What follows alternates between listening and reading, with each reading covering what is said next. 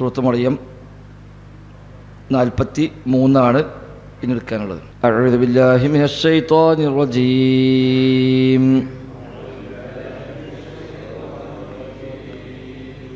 ബിസ്മില്ലാഹിർ റഹ്മാനിർ റഹീം. يا أبت إني قد جاءني من العلم ما لم يأتك فاتبعني أهدك صراطا سويا.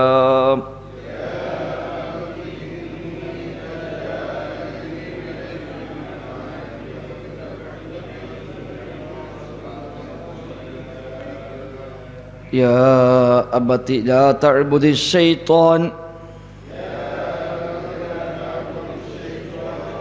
إن الشيطان كان للرحمن عصيا.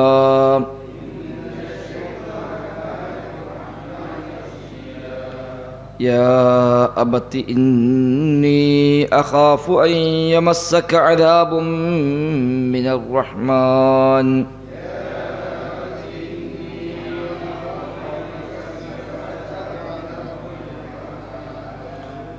عذاب من الرحمن فتكون للشيطان وليا.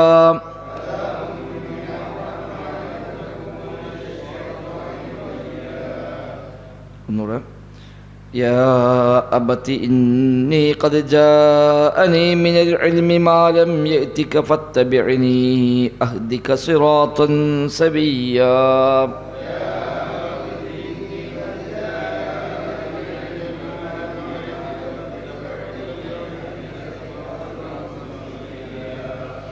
يا أبت لا تعبد الشيطان إن الشيطان كان للرحمن عصيا.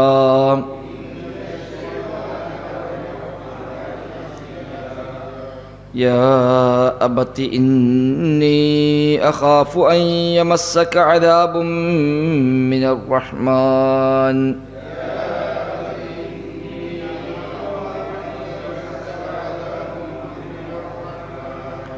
عذاب من الرحمن فتكون للشيطان وليا.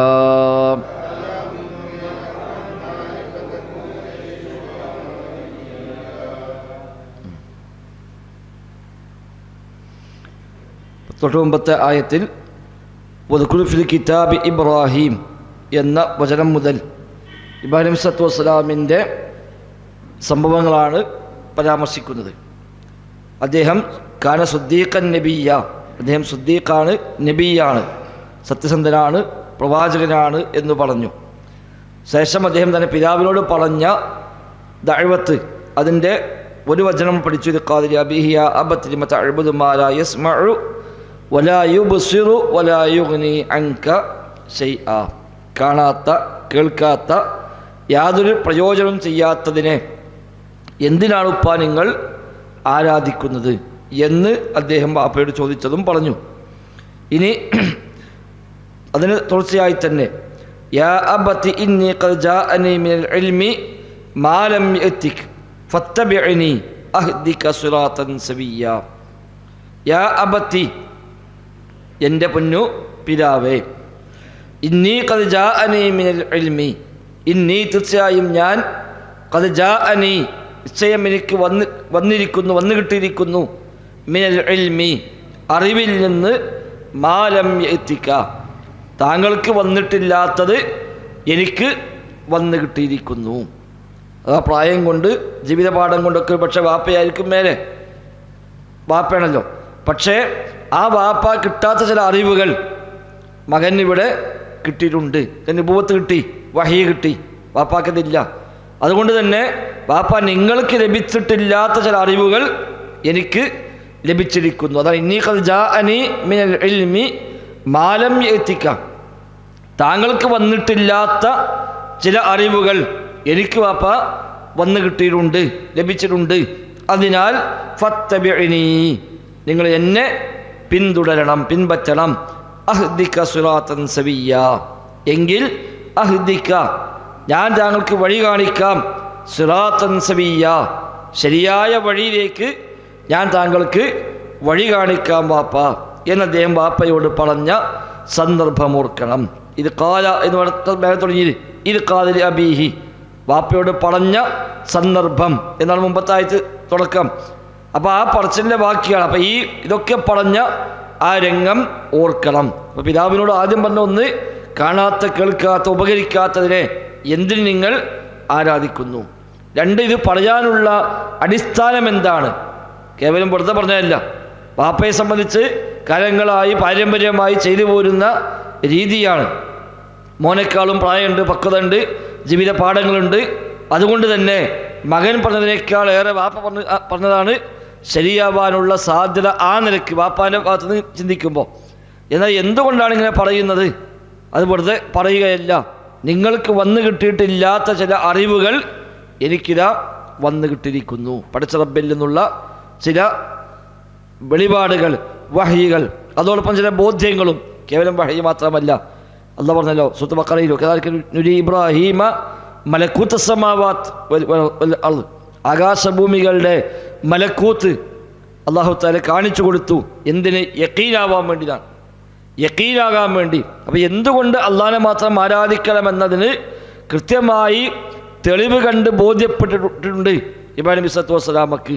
വെറും ഒരു വഹയി കിട്ടി എന്നതിനപ്പുറത്ത് അതിൻ്റെ കൂടെ തന്നെ ചില അത്ഭുതങ്ങൾ കൂടി അല്ലാഹു തആല കാണിച്ചു കൊടുക്കുകയും അതുവഴി പടച്ച റബ്ബ് മാത്രമേ ആരാധ്യനാവാൻ അർഹനുള്ളൂ, യോഗ്യനായിട്ടുള്ളൂ എന്ന് കൃത്യമായി ഒരു സംശയവുമില്ലാത്ത വിധം ബോധ്യപ്പെടുകയും ചെയ്ത ആളാണ് ഇബ്രാഹിം നബി സ്വല്ലല്ലാഹു അലൈഹി വസല്ലം. അതേപോലെ ബഅസും, പുനർജീവിതവും, 4 പക്ഷികളടുത്ത് അതിനെ 4 ഭാഗത്താക്കി വെച്ച് അതിനെ വിളിച്ചപ്പോൾ അവയെല്ലാം വീണ്ടും ജീവനിട്ട് തിരിച്ചു വന്നത് നേരെ കണ്ട ആൾ കൂടിയാണ് ഇബ്രാഹിം നബി സ്വല്ലല്ലാഹു അലൈഹി വസല്ലം. അങ്ങനെ വലാകിൻ യത്മഇന്ന ഖൽബി എന്ന് പറഞ്ഞ കൽബിനൊരു തുമഅ്നീനത്ത്, ഒരു സംശയവുമില്ലാത്ത വിധം പടച്ച റബ്ബ് മാത്രമേ ആരാധ്യനുള്ളൂ, അവൻ എല്ലാത്തിനും കഴിവുള്ളവനാണ്, മരിച്ചവരെ ജീവിപ്പിക്കും, ശേഷ റബ്ബിൻ്റെ നരക ശിക്ഷയും സ്വർഗീയ സുഖങ്ങളുമൊക്കെ സത്യമാണ് എന്നതൊക്കെ കൃത്യമായി ബോധ്യപ്പെട്ട ആൾ കൂടിയാണ് ഇബ്രാഹിം നബി സ്വല്ലല്ലാഹു അലൈഹി വസല്ലം. ആണ് അള്ളാഹുവിൻ്റെ ഖലീൽ എന്ന സ്ഥാനത്തേക്കൊക്കെ ഉയർന്നത്. ഇത്തഖദല്ലാഹു ഇബ്രാഹീമ ഖലീല, അള്ളാഹു തആല ഇബ്രാഹിമിനെ ഖലീലായി സ്വീകരിച്ചിരിക്കും. അത്രയും ബോധ്യം, ഒരു സംശയമില്ലാത്ത വിധം പടച്ച റബ്ബ് എന്ത് കൽപ്പിച്ചാലും അതെല്ലാം അതേപടി പാലിക്കുക കൂടി ചെയ്യുമായിരുന്നു അദ്ദേഹം. ഇബ്രാഹിം അല്ലദീ വഫ, കടമകളെല്ലാം പൂർത്തീകരിച്ച ഇബ്രാഹിം. വഇബ്തല ഇബ്രാഹിം റബ്ബുഹു ബികലിമാത്തിൻ ഫഅതമ്മഹുന്ന, ചില വചനങ്ങളാൽ അല്ലാഹു തആല പരീക്ഷിച്ച അദ്ദേഹത്തെ. ഫഅതമ്മഹുന്ന, അതെല്ലാം അദ്ദേഹം പൂർത്തീകരിക്കുകയും ചെയ്തു എന്നൊക്കെ ഖുർആൻ പഠിപ്പിക്കുന്നുണ്ട്. അപ്പം ഇങ്ങനെ എല്ലാ അർത്ഥത്തിലും പൂർണ്ണത പ്രാപിച്ച ആളാണ് അദ്ദേഹം. അതുകൊണ്ട് ഇന്നി ഖദ് ജാഅനി മിനൽ ഇൽമി മാ ലം യഅതിക, പാപ്പ നിങ്ങൾക്ക് കിട്ടിയിട്ടില്ലാത്ത ചില അറിവുകൾ എനിക്ക് ലഭിച്ചിട്ടുണ്ട്, അതിനാൽ ഫത്തബിഇനി, നിങ്ങൾ എന്നെ പിന്തുടരണം, എന്നെ പിൻപറ്റണം. ഇത്തബഅ, പിൻപറ്റി. ഇതിപ്പോൾ പുതിയ വാക്കൊന്നുമില്ല, അറിയാവുന്ന വാക്കുള്ളൂ. ജാഅ അറിയാം, ഇൽമ് അറിയാലോ. ഫത്തബിഇനി, ഇത്തബഅ യത്തബിഉ, ഇത്തബിഉ, ഇത്തബഅ പിന്തുടർന്നു, പിൻപറ്റി. യത്തബിഉ അതിൻ്റെ കൽപ്പനാക്രിയയാണ് ഇത്തബിഉ, നീ പിന്തുടരുക. ഫത്തബിഇനി, ഫഇത്തബിഇനി, ഫത്തബി അതിനാൽ അപ്പോൾ നിങ്ങൾ പിന്തുടരണം നീ എന്നെ, എങ്കിൽ അഹ്ദിക. ഫത്തബിഇനി അമ്രാണ്, ആ അമ്രിൻ്റെ ജവാബാണ് ശേഷം വന്നത്. എന്നെ പിൻപറ്റുക, പിൻപറ്റിയാൽ എന്താണ്? അഹ്ദിക, എങ്കിൽ ഞാൻ നിങ്ങളെ മാർഗം കാണിക്കാം. അഹ്ദിക, ഹദാ യഹ്ദി, ഹദാ യഹ്ദി വഴി കാണിച്ചു എന്നാണ് ഹിദായത്ത്. ഹദാ യഹ്ദി വഴി കാണിക്കുക. ഹിദായത്ത് 2 തരം ഹിദായത്തുണ്ട്. മുമ്പ് ഫാത്തിഹ എടുത്ത കാലത്ത് പറഞ്ഞിട്ടുണ്ട്. ഹദാ എന്നുള്ളത് 2 അർത്ഥത്തിൽ ഉപയോഗിക്കും. ഹിദായത്ത് എന്നുള്ളത് ഹിദായത്തു തൗഫീഖുമുണ്ട്, ഹിദായത്തു ദലാലത്തുമുണ്ട്. ഹിദായത്തു ദലാല വൽ ഇർഷാദ്, അതായത് വഴി കാണിച്ചു കൊടുക്കുന്ന അർത്ഥത്തിൽ. ഹിദായത്തു ദലാലത്തി വൽ ഇർഷാദ്, ശരിയായ വഴിയെപ്പറ്റി പറഞ്ഞു കൊടുക്കുക, കാണിച്ചു കൊടുക്കുക, നിർദ്ദേശം നൽകുക, അതാണ് ഹിദായത്തുൽ ഇർഷാദ്. ഹിദായത്തു ദലാല അത് ആർക്കും ചെയ്യാൻ കഴിയും. നേരായ വഴി ഏതാണെന്നൊരാൾക്ക് കാണിച്ചു കൊടുക്കുക. നേരായ വഴി അറിയുന്ന ആർക്കും മറ്റൊരാൾക്കത് അറിയിച്ചു കൊടുക്കാം. മറ്റൊന്ന് ഹിദായത്ത് തൗഫീഖാണ്, നേരായ വഴിയിലേക്ക് ഒരാൾ ചേർത്തി കൊടുക്കുക. അതാണ് ഹിദായത്ത് നൽകുക എന്നുള്ളത്. അത് അള്ളാഹുവിന് മാത്രമേ സാധിക്കുകയുള്ളൂ, മറ്റാർക്കും കഴിയുക. അതാണ് ഇഹ്ദിന സിറാത്തൽ മുസ്തഖീം എന്ന് പറയുമ്പോൾ അവിടെ രണ്ടുമുണ്ട്. ഇഹ്ദിന നേരായ വഴി കാണിക്കണേ എന്ന് പറയുമ്പോൾ ആ നേരായ വഴി കാണിക്കുകയും അത് അറിയിച്ചു തരലും അതിലേക്ക് ചേരാനുള്ള തൗഫീഖ് നൽകലും എല്ലാം ഉൾക്കൊള്ളുന്നതാണ് ഇഹ്ദിന സിറാത്തൽ മുസ്തഖീം എന്ന പ്രയോഗം.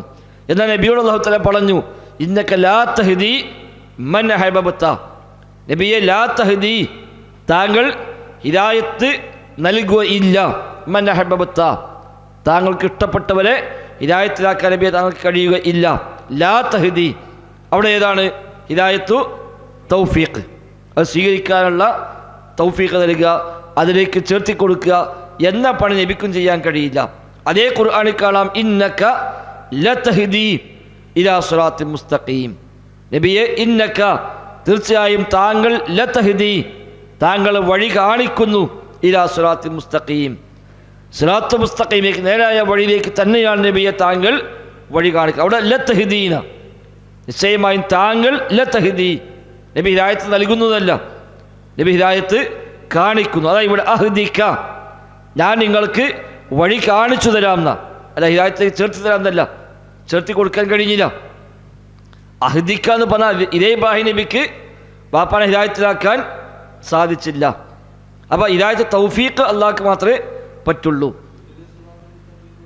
അവിടെ രണ്ടുമുണ്ട്, അവിടെ രണ്ടുമുണ്ട്. കാരണം ശരിയായ വഴി കാണിച്ചു തരേണ്ടതും അള്ളാഹുവാണ്, അതോടൊപ്പം ആ വഴിയിലേക്ക് ചേർത്ത് തരേണ്ടതും അള്ളാഹുവാണ്.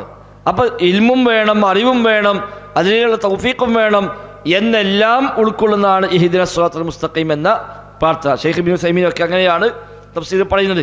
രണ്ടും ഉൾക്കൊള്ളുന്നതാണ്. അവിടെ നേരെ വഴിക്ക് ചേർത്ത് തരണമെന്നുണ്ട്, അതോടൊപ്പം ആ വഴി റബ്ബേ അത് അറിയിച്ചു തരണേ, അത് ബോധ്യപ്പെടുത്തി തരണേ, മനസ്സിലതൊരു ബോധ്യമുണ്ടാക്കി തരണേ എന്നൊക്കെയുള്ള ആശയം അവിടെ ഉൾക്കൊള്ളുന്നുണ്ട്. അല്ല കേവലം ഒരു നേരെ വഴി കാണിച്ചു കൊടുക്കാതെ മാത്രമല്ല, അവിടെ രണ്ടുമുണ്ട്. പ്രധാനമായും തൗഫീഖാണ് അവിടെ ഉദ്ദേശിക്കപ്പെടുന്നത്. അതുകൊണ്ടാണ് ഹിദായത്തിൽ കിട്ടിയ ഒരാൾ പിന്നെയും ഇത് പ്രാർത്ഥിക്കുന്നുണ്ടല്ലോ.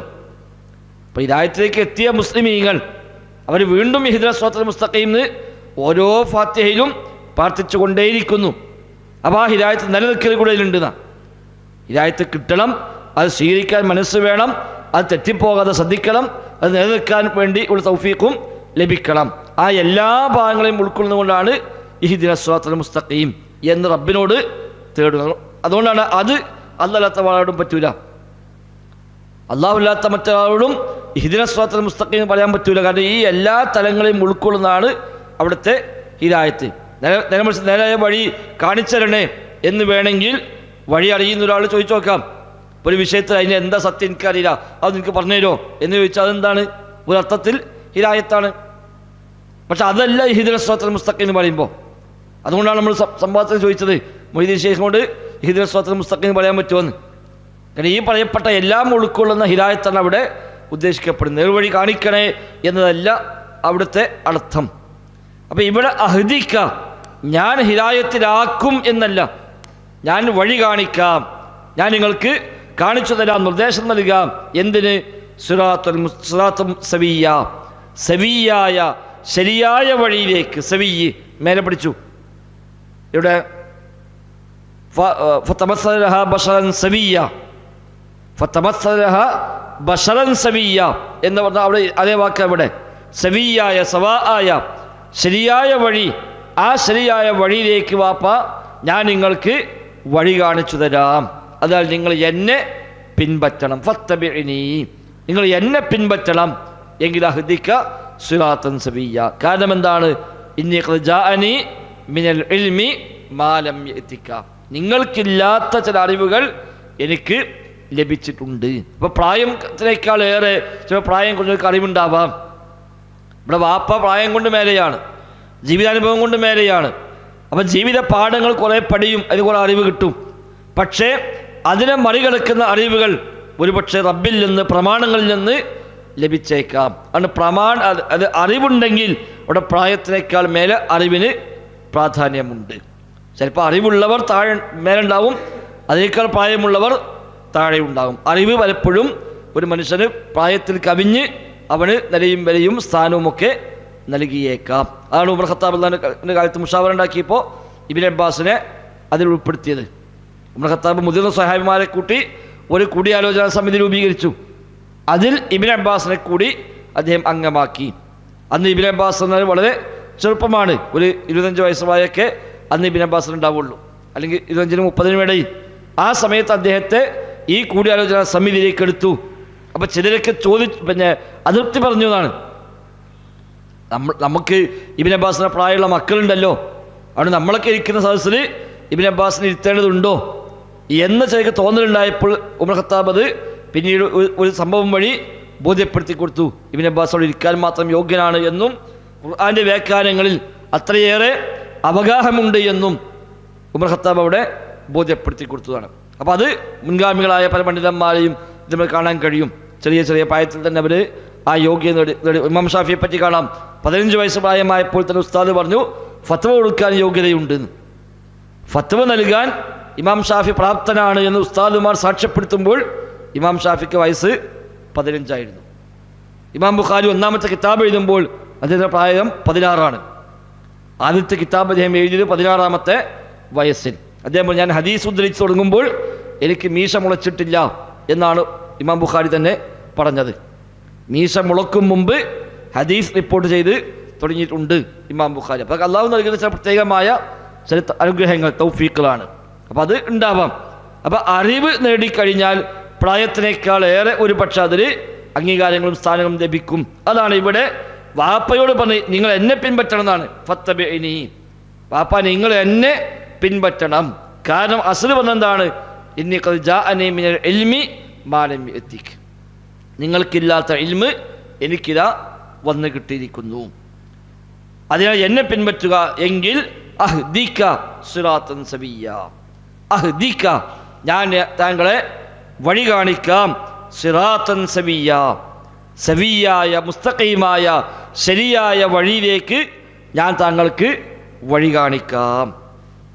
യാ അബതി ലാ തഅബുദി ശൈത്വാൻ, യാ അബതി എൻ്റെ പൊന്നു പിതാവേ, ലാ തഅബുദി ശൈത്വാൻ, നിങ്ങൾ ശൈത്താനെ ആരാധിക്കരുത്. ലാ തഅബുദ്, നിങ്ങൾ ഇബാദത്ത് ചെയ്യരുത്. അശൈത്വാൻ, പിശാചിനെ നിങ്ങൾ ആരാധിക്കരുത്. അല്ലാഹു അല്ലാത്തവരെ ആരാധിക്കാൻ നിർദ്ദേശിക്കുന്നത് ശൈത്വാനാണ്. വിഗ്രഹാരാധനയാണെങ്കിലും അല്ലാത്തതാണെങ്കിലും പടച്ച റബ്ബല്ലാത്ത സൃഷ്ടാവല്ലാത്ത മറ്റു സൃഷ്ടിയെ ആരാധിക്കാൻ മനുഷ്യരെ പ്രചോദനമേകുന്നത്, പ്രേരിപ്പിക്കുന്നത് ശൈത്വാനാണ്. ആ അർത്ഥത്തിലാണ് ലാ തഅബുദ് ശൈത്വാൻ എന്ന് പറയുന്നത്. അല്ലാഹു അല്ലാത്തവർക്കൊക്കെ ഇബാദത്ത് പോകുമ്പോൾ യഥാർത്ഥത്തിൽ ആ ഇബാദത്ത് പോകുന്നത് പിശാചിനാണ്. പിശാചിൻ്റെ പ്രേരണപ്രകാരമാണ് അല്ലാഹു അല്ലാത്തവർക്ക് മനുഷ്യൻ ആരാധന അർപ്പിക്കുന്നത്. അതുകൊണ്ടാണ് ലാ തഅബുദ് ശൈത്വാൻ എന്നിവിടെ പ്രയോഗിച്ചത്. നിങ്ങൾ പിശാചിനെ നിങ്ങൾ ആരാധിക്കരുത്. ഇമാം ഖുർത്തുബിക്ക് പറഞ്ഞ ലാ തുതിഉഹു ഫീമാ യഅ്മുറുക ബിഹി മിനൽ കുഫർ, പിശാച് കൽപ്പിക്കുന്ന ഈ കുഫർ, അതിൽ വാപ്പ നിങ്ങൾ പിശാചിനെ അനുസരിക്കരുത്. വമൻ അത്വഅ ശൈഅൻ ഫീ മഅസിയത്തിൻ ഫഖദ് അബദ, അല്ലാഹുവിനെതിരായ കാര്യം ചെയ്യാൻ ഒരാൾ കൽപ്പിക്കുമ്പോൾ അതൊരാൾ സ്വീകരിച്ചുവെങ്കിൽ യഥാർത്ഥത്തിൽ ആ കൽപ്പിച്ചവനെയാണ് ഇവൻ ആരാധിക്കുന്നത്. അതാണ് ലാ തഅബുദ് ശൈത്വാൻ, നിങ്ങൾ ശൈത്വാനെ ആരാധിക്കരുത്. കാരണം ഇന്ന ശൈത്വാന കാന ലിർറഹ്മാനി അസിയ്യ, ഇന്ന ശൈത്വാൻ, തീർച്ചയായും ശൈത്വാൻ കാന ലിർറഹ്മാനി അസിയ്യ, റഹ്മാനായ റബ്ബിനോട് ധിക്കാരം കാണിച്ചവനാണ്, എതിർ പ്രവർത്തിച്ചവനാണ് ആ ശൈത്വാൻ. അതുകൊണ്ട് ശൈത്വാന്റെ വഴിയല്ല വാപ്പ നിങ്ങൾ സ്വീകരിക്കേണ്ടത്, റഹ്മാന്റെ വഴിയാണ് നിങ്ങൾ സ്വീകരിക്കേണ്ടത്. ഈ വിഷയത്തിൽ അള്ളാഹുവിനെ ധിക്കരിക്കുന്ന കാര്യത്തിൽ അല്ലെങ്കിൽ അള്ളാഹു അല്ലാത്ത ആരാധിക്കുന്ന കാര്യത്തിൽ ശൈത്താനെ പ്രേരണ കൊണ്ട് ചെയ്യുമ്പോൾ അവിടെ ശൈത്താന് വിധേയപ്പെട്ട് അവനെ അനുസരിച്ച് പ്രവർത്തിക്കുകയായതുകൊണ്ട് അവിടെ അവനെ ആരാധിക്കുന്നു എന്ന് പറയാം. അബദ എന്നവിടെ ഉപയോഗിക്കാം. അനുസരിച്ച് നോക്കാൻ ആരാധനാവില്ല. അപ്പം ഇവിടെ റഹ്മാനെയാണ് വാപ്പ നിങ്ങൾ ആരാധിക്കേണ്ടത്, അല്ലാതെ റഹ്മാനെ എതിരായി പോയ ശൈത്വാനെയല്ല നിങ്ങൾ ഇവിടെ ആരാധന സമർപ്പിക്കേണ്ടത്. യാ അബതി ലാ തഅബുദി ശൈത്വാൻ ഇന്ന ശൈത്വാന കാന ലിർറഹ്മാനി അസിയ്യ, അസിയ്യ് എതിര് പ്രവർത്തിച്ചവൻ, അസ്വാ എന്ന വാക്കിലാണ് അസിയ്യ് എതിര് പ്രവർത്തിക്കുന്നവൻ, ധിക്കാരം കാണിച്ചവൻ എന്നാണ്. അള്ളാഹുവിനെ ധിക്കരിച്ചവനാണ് ശൈത്താൻ. ആ ശൈത്താന്റെ വഴിക്ക് വാപ്പ നിങ്ങൾ പോകല്ല. യാ അബത്തി ഇന്നി അഖാഫു അൻ യമസ്സക അദാബും മിനർ റഹ്മാൻ. യാ അബത്തി, പൊന്നു പിതാവേ, ഇന്നി അഖാഫു, തീർച്ചയായും ഞാൻ ഭയപ്പെടുന്നു, അൻ യമസ്സക, താങ്കളെ ബാധിക്കുമെന്ന്, സ്പർശിക്കുമെന്ന് ഞാൻ പേടിക്കുന്നു, അദാബും മിനർ റഹ്മാൻ, റഹ്മാനായ റബ്ബിൽ നിന്നുള്ള ശിക്ഷ, അദാബ് നിങ്ങളെ പിടികൂടുമെന്ന് ഞാൻ ഭയപ്പെടുന്നു പാപ്പാ.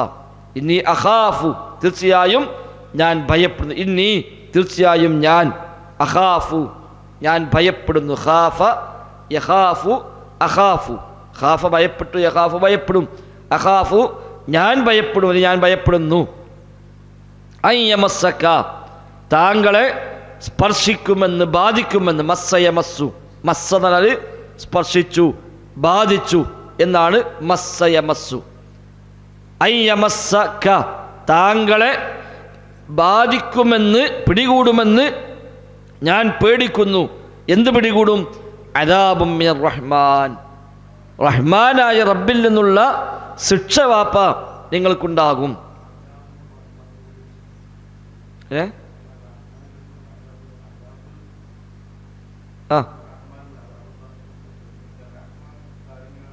ശരിയാ, ഉണ്ടാവും. അള്ളാഹു ശിക്ഷിക്കുന്നത് ഉറപ്പാണല്ലോ. എങ്ങനെ? അത് റഹ്മത്തിന്റെ ഭാഗം തന്നെ. അതൊക്കെ റഹ്മത്തിനെതിരല്ലോ, റഹ്മത്തിനെതിരല്ലോ അദാബ്. ശിക്ഷിക്കുക എന്നുള്ളത് കാരണത്തിനെതിരല്ല. കാരണത്തിനെതിരായി വരുന്നത് എന്താണ്? പിന്നെ ദുൽമാണ്. ദുൽമാണെങ്കിൽ റഹ്മത്തിനെതിരാണ്. അദാബ് റഹ്മത്തിന് എതിരല്ല.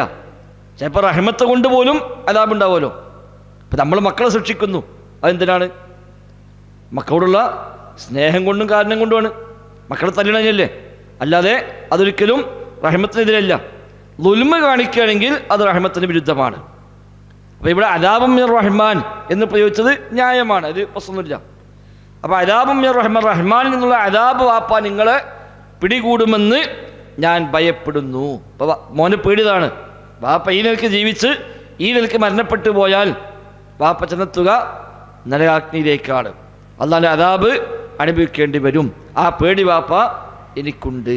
സ്വന്തം പിതാവ് നരകത്തിൽ പോയി ശിക്ഷിക്കപ്പെടുന്ന സാഹചര്യം എന്നത് ഏത് മകനും സഹിക്കാൻ പറ്റാവുന്നതല്ല. തിരിച്ചു മകൻ തന്നെയാണ്. മകൻ ശിക്ഷക വിധേയനാകുന്ന ബാപ്പാക്കും സഹിക്കാൻ കഴിയില്ല. അപ്പം അതാണ് ഇവിടെ പറഞ്ഞത്, ബാപ്പ നിങ്ങൾക്ക് റബ്ബിൻ്റെ ശിക്ഷയുണ്ടാകുമോ എന്ന ഭയം എനിക്കുണ്ട്. അങ്ങനെ ശിക്ഷിക്കപ്പെടുകയാണെങ്കിലോ ഫതകൂന ലിശ്ശൈത്വാനി വലിയ, അങ്ങനെ നരകാഗ്നിയിൽ ശിക്ഷിക്കപ്പെടുന്ന സാഹചര്യം വന്നാൽ ഫതകൂന, ബാപ്പ അപ്പോൾ താങ്കളായി മാറും, ലിശ്ശൈത്വാനി വലിയ, ശൈത്താൻ്റെ കൂട്ടുകാരനായി നിങ്ങൾ മാറും. നരകത്തിൽ പിശാച്ച് ശിക്ഷിക്കപ്പെടും. ആ പിശാച്ചിൻ്റെ കൂട്ടാളികളും അവിടെ ശിക്ഷാർഹരായി മാറും. ആ കൂട്ടത്തിൽ വാപ്പ നിങ്ങളും കൂടെ ഉണ്ടാവുക എന്നത് അതെനിക്ക് വലിയ പ്രയാസമുണ്ട്. അതുകൊണ്ട് വാപ്പ ഈ വഴി നിങ്ങൾ വെടിയണം, നിങ്ങൾ എന്നെ പിൻപറ്റണം. എനിക്ക് ചില അറിവുകൾ ലഭിച്ചിട്ടുണ്ട്. ആ അറിവിൻ്റെ അടിസ്ഥാനത്തിൽ നിങ്ങൾ എന്നെ പിൻപറ്റിയാൽ ഞാൻ നിങ്ങൾക്ക് നേരായ വഴി കാണിച്ചു തരാം. അല്ലാത്ത പക്ഷം നിങ്ങൾ ഈ ശൈത്താൻ്റെ വഴി സ്വീകരിച്ച് കുഫ്രിലേക്കായി ജീവിച്ച് അല്ലാഹുവല്ലാത്തവരെ ആരാധിച്ച് നിങ്ങളിങ്ങനെ പോകുന്നുവെങ്കിൽ നാളെ പരലോകത്ത് പിശാചുക്കളുടെ കൂടെ, അവൻ്റെ കൂട്ടാളികളുടെ കൂടെ നരകത്തിൽ ശൈത്താൻ്റെ കൂട്ടാളിയായി വാപ്പ നിങ്ങളും ഉണ്ടാകുമെന്ന ഭയം എനിക്കുണ്ട് എന്ന് ആ മകൻ വാപ്പയോട് പറഞ്ഞ സന്ദർഭം അത് തന്നെയാണ് സംഭവിക്കുന്നതും. പിതാവ് അങ്ങനെ തന്നെ മരണപ്പെട്ടു പോയി. ഇബ്രാഹിമിൻ്റെ പിതാവ് ആസർ അല്ലെങ്കിൽ താരിഹ് എന്നാണ് പേരെന്നാണ് പ്രബലാഭിപ്രായം. ആസർ ഒരു സ്ഥാനപ്പേര്, വിളിപ്പേരായിട്ടാണ് പൊതുവെ തഫ്സീറൊക്കെ കാണുന്നത്. താരിഹ് എന്ന പേരാണ് സാക്ഷാൽ പേര് എന്നും, എന്നാൽ ആസർ എന്ന പേരിലാണ് അയാൾ അവിടെ പൊതുവെ അറിയപ്പെട്ടു പോകുന്നതും എന്നാണ് മുഫസ്സിറുകളൊക്കെ പറയുന്ന പ്രബലമായ അഭിപ്രായം. മകൻ ഇങ്ങനെയൊക്കെ പറഞ്ഞെങ്കിലും ബാപ്പത് സ്വീകരിച്ചില്ല എന്ന് മാത്രമല്ല, മകനെ വീട്ടിൽ നിന്നടക്കം ഇറക്കി വിട്ടു. അതിന് പേര് ഒരുപാട് പ്രയാസങ്ങൾ സഹിക്കേണ്ടി വന്നു. അവസാനം ആ കുഫറിൻ്റെ വഴിയിൽ തന്നെ പിതാവ് മരണപ്പെടുകയും ചെയ്തു. നാളെ പരലോകത്ത് ഇബ്രാഹിം നബി സ്വല്ലല്ലാഹു അലൈഹി വസല്ലം ബാപ്പയുമായി കണ്ടുമുട്ടുന്ന രംഗം ഹദീസിലുണ്ട്. ഇമാം ബുഖാരി ഉദ്ധരിക്കുന്ന ഹദീസിൽ നബി തങ്ങളെ പഠിപ്പിക്കുന്നുണ്ട്. നാളെ മഹ്ശറിൽ വെച്ച് ഇബ്രാഹിം നബിയും ബാപ്പയും തമ്മിൽ കണ്ടുമുട്ടും എന്നാണ്. ഇബ്രാഹിം നബി അള്ളാഹുവിൻ്റെ ഖലീലാണ്. ബാപ്പ നേരെ നരകാഗ്നിയിലേക്ക് പോകാൻ വിധിക്കപ്പെടുകയാണ്. ആ രംഗത്ത് ഇബ്രാഹിം നബി സല്ലല്ലാഹു അലൈഹി വസല്ലം ബാപ്പയോട് പറയും, ബാപ്പ ഞാൻ നിങ്ങളോട് പറഞ്ഞല്ലോ എന്നെ പിൻപറ്റുക, എങ്കിൽ നേരായ വഴി ഞാൻ കാണിച്ചു തരാം എന്ന് ഞാൻ പറഞ്ഞല്ലോ, അന്ന് നിങ്ങളത് സ്വീകരിച്ചില്ല, ഇപ്പം കണ്ടോ ഈ ഒരു ഗതി വന്നല്ലോ. അപ്പോൾ ബാപ്പ പറയും, മോനെ നീ ഇന്ന് എന്ത് പറഞ്ഞാലും അതെല്ലാം സ്വീകരിക്കാൻ ഞാൻ തയ്യാറാണ്. പക്ഷെ അതുകൊണ്ട് കാര്യമില്ല, അന്ന് സ്വീകരിക്കാൻ പറ്റത്തില്ലോ. എന്നിട്ട് ഇബ്രാഹിം നബി സല്ലല്ലാഹു അലൈഹി വസല്ലം അള്ളാഹുവിനോട് തേടി നോക്കുമെന്നാണ്. ഇബ്രാഹിം നബിയുടെ പ്രാർത്ഥനയുണ്ട്, വലാ തുഖ്സിനി യൗമ യുബ്അസൂൻ യൗമ ലാ യൻഫഉ മാലും വലാ ബനൂൻ ഇല്ലാ മൻ അത്തല്ലാഹ ബിഖൽബിൻ സലീം. സൂറത്തു ശുഅറാ. അള്ളാഹുവെ ജനങ്ങളെല്ലാം ഒരുമിച്ച് കൂട്ടപ്പെടുന്ന ആ ദിവസത്തിൽ നീ എന്നെ വഷളാക്കിയത് റബ്ബേ എന്ന് പ്രാർത്ഥിച്ചിട്ടുണ്ട്. അത് വെച്ച് ഇബ്രാഹിം നബി സല്ലല്ലാഹു അലൈഹി വസല്ലം റബ്ബിനോട് പറയും, പഠിച്ചോനെ എന്നെ വഷളാക്കല്ലേ എന്ന് ഞാൻ തേടിയതാണല്ലോ. വഅയ്യു ഖിസിയിൻ മിൻ അബി അൽ അബ്അദ്, എൻ്റെ പിതാവിത നിന്റെ കാരുണ്യം ലഭിക്കാതെ നരകത്തിലേക്ക് പോകാൻ വിധിക്കപ്പെടുന്നു. ഇതിനേക്കാളും വലിയ അപമാനം എനിക്ക് മറ്റെന്താണുള്ളത്? എന്നെ വഷളാക്കരുതേ ഞാൻ പ്രാർത്ഥിച്ച, പക്ഷെ ഞാൻ വഷളാകുന്നു. എൻ്റെ വാപ്പ നരകത്തിൽ പോകുന്നു, ഞാൻ നിൻ്റെ ഖലീലാണ്. സ്വർഗത്തിൽ ആദ്യമായി വസ്ത്രമണിക്കപ്പെടുക ഇബ്രാഹിം നബി സല്ലല്ലാഹു അലൈഹി വസല്ലമക്കാണ് എന്നുള്ള എൻ്റെ വാപ്പ നരകത്തിലേക്ക് പോകുമ്പോൾ ഇതിനേക്കാളും വലിയ അപമാനം എനിക്ക് മറ്റെന്തുണ്ട് റബ്ബേ എന്ന് ഇബ്രാഹിം നബി സല്ലല്ലാഹു അലൈഹി വസല്ലം റബ്ബിനോട് പറഞ്ഞു നോക്കും. പക്ഷേ സ്വീകരിക്കപ്പെടുകയില്ല. അല്ലാഹു തആല പറയുന്നത് യുബദ്ദലു ഖൗലു ലദയ്യ, എൻ്റെ പക്കൽ വാക്കുകൾ മാറ്റപ്പെടുകയില്ല. വിശ്വാസമില്ല, ഈമാനില്ലെങ്കിൽ സ്വർഗമില്ല എന്നത് റബ്ബിൻ്റെ മുൻ നിശ്ചയമാണ്, അതിന് മാറ്റമില്ല. അങ്ങനെ ഇബ്രാഹിം നബി സല്ലല്ലാഹു അലൈഹി വസല്ലം നോക്കിയിരിക്കെ ആ പിതാവിന് രൂപമാറ്റം സംഭവിക്കുകയും ഒരു മാൻകുട്ടി മണ്ണിൽ കിടന്ന് ഉരുളുന്ന പോലെ വാപ്പ അവിടെ കിടന്ന് പെടുകയും ആ വാപ്പയെ നരകത്തിലേക്ക് എറിയപ്പെടുകയും ചെയ്യും എന്ന് റസൂലുള്ളാഹി സ്വല്ലല്ലാഹു അലൈഹി വസല്ലം പറഞ്ഞ ഇമാം ബുഖാരി അടക്കം ഉദ്ധരിച്ച ഹദീസിൽ വന്നിട്ടുണ്ട്. അപ്പോൾ എത്ര വലിയ റബ്ബുമായി അടുത്ത ആളാണെങ്കിലും അവരോടുള്ള സാമീപ്യം, അവരോടുള്ള കുടുംബബന്ധം അതൊന്നും പരലോകത്ത് ഉപകാരപ്പെടുകയില്ല. വലിയ കാര്യപ്പെട്ട ഒരാൾ ബാപ്പയാണ്, അയാളെ മോനാണ്, അല്ലെങ്കിൽ അയാളെ വേണ്ടപ്പെട്ട ഒരാൾ, അയാളെ മുരീദാണ്, അതുകൊണ്ടൊന്നും നാളെ പരലോകത്ത് രക്ഷയില്ല. അവനവൻ്റെ അമലും ഈമാനും ശരിയാണോ എങ്കിൽ രക്ഷപ്പെടാം. ഇമാം മുസ്ലിം റഹിമഹുല്ലാഹ് സ്വഹീഹ് മുസ്ലിമിൽ ഒരു അധ്യായം തന്നെയുണ്ട്, കുഫ്റിലായി മരിച്ചവൻ അവൻ നരകത്തിൽ തന്നെയാണ്. വലായം തൻഫഉഹു ഖറാബത്തുൽ മുഖറബീൻ, അള്ളാഹുമായി ഏറ്റവും അടുപ്പമുള്ള ഒരാളുടെ അടുത്ത ബന്ധമെന്നത് അവന് ഉപകാരപ്പെടുകയില്ല. റബ്ബുമായി ഖരീബായ ഒരാളുമായി ഇയാൾക്ക് ഖുർബത്തുണ്ട്, അടുപ്പമുണ്ട്, ആ അടുപ്പം കൊണ്ട് അവിടെ ഉപകാരമില്ല എന്ന അധ്യായം എന്ന പേരിൽ സ്വഹീഹ് മുസ്ലിമിൽ ഒരു അധ്യായം തന്നെ നമുക്ക് കാണാൻ കഴിയും. അതെ, പലത്തും പോയില്ല, ദുനിയാവിൽ ഉപകാരം ഉണ്ടാവുമല്ലോ, ദുനിയാവിൽ ആരുമായി ബന്ധമുണ്ടായാലും ഉപകാരം ഉണ്ടാവും. അപ്പം അവിടെ അതൊന്നും രക്ഷയില്ല. അതാണ് ഇബ്രാഹിം നബി സ്വല്ലല്ലാഹു അലൈഹി വസല്ലം പേടിച്ചത്. റബ്ബേ വാപ്പ നിങ്ങൾക്ക് റബ്ബിന് അദാബുണ്ടാകുമെന്ന് ഞാൻ പേടിക്കുന്നു. ആ പേടിച്ച് തന്നെ നാളെ പരലോകത്ത് സംഭവിക്കുകയും ചെയ്യുന്നതാണ്. ആ പേടി അങ്ങനെ തന്നെ ഉണ്ടായി. ആ വാപ്പ നരകത്തിലേക്ക് പോകുന്നു, ശൈത്താൻ്റെ വഴിയായി നരകത്തിൽ ആ വാപ്പയും ഉണ്ടാകും.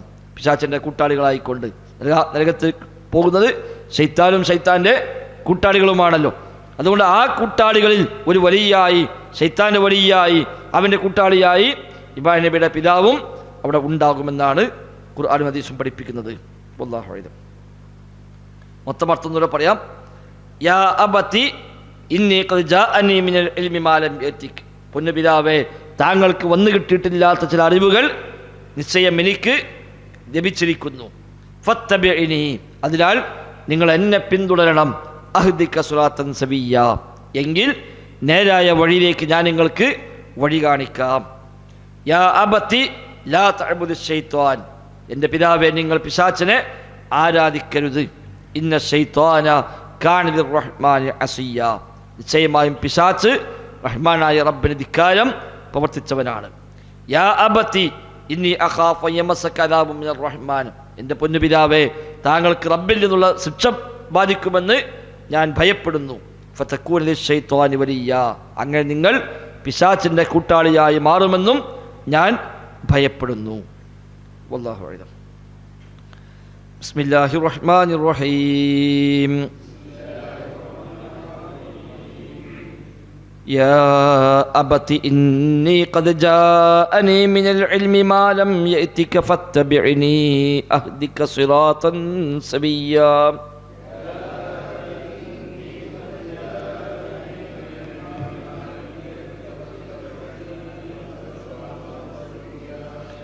يا أبت لا تعبد الشيطان إن الشيطان كان للرحمن عصيا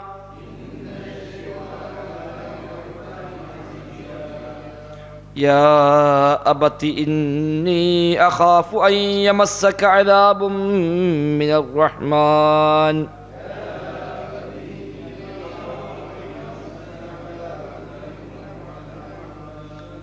عذاب من الرحمن فتكون للشيطان وليا